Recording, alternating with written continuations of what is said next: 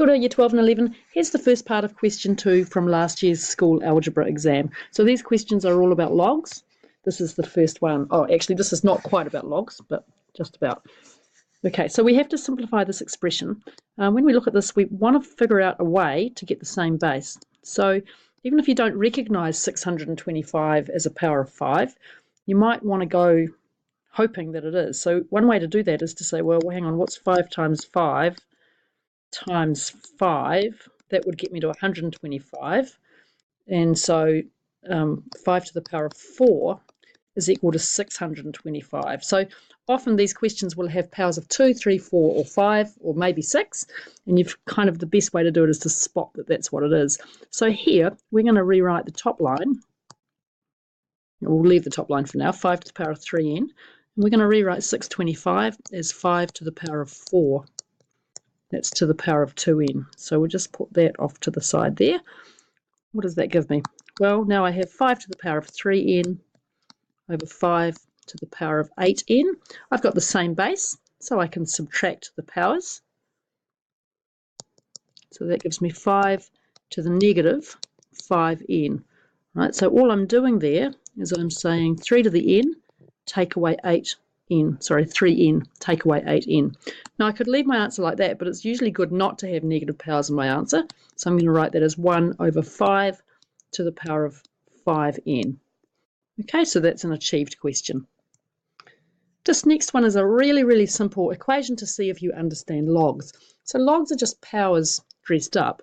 And if you're in my class, the easiest way to do this is to do the loopy thing, which is as simple as that. X to the power of 4 is equal to 16. So we want to take the fourth root of each side. X is equal to 2. Now you might be wondering, why has she not remembered that there's another solution to that equation? If we were just working with that equation with no logs anywhere near, there'd be a solution which was x equals negative 2.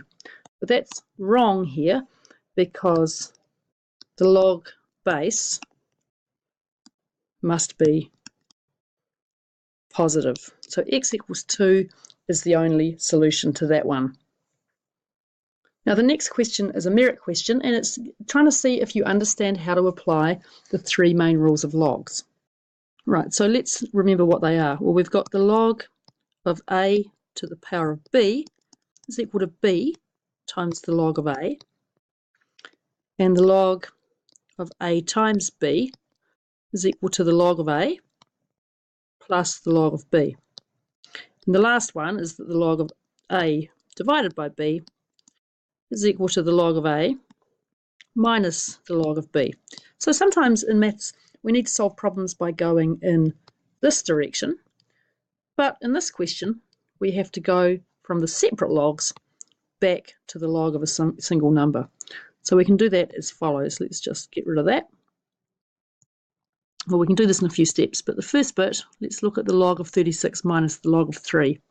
So that is my second rule here. So we can write that as the log of 36 over 3.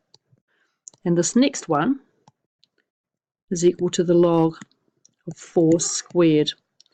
So this equals log 12 plus the log of 16. Now I'm going to apply this rule that I've just put the box around, which gives me my final answer of log of 12/16 are 192. That's all for this video. Thanks for watching. I'll do some more later on.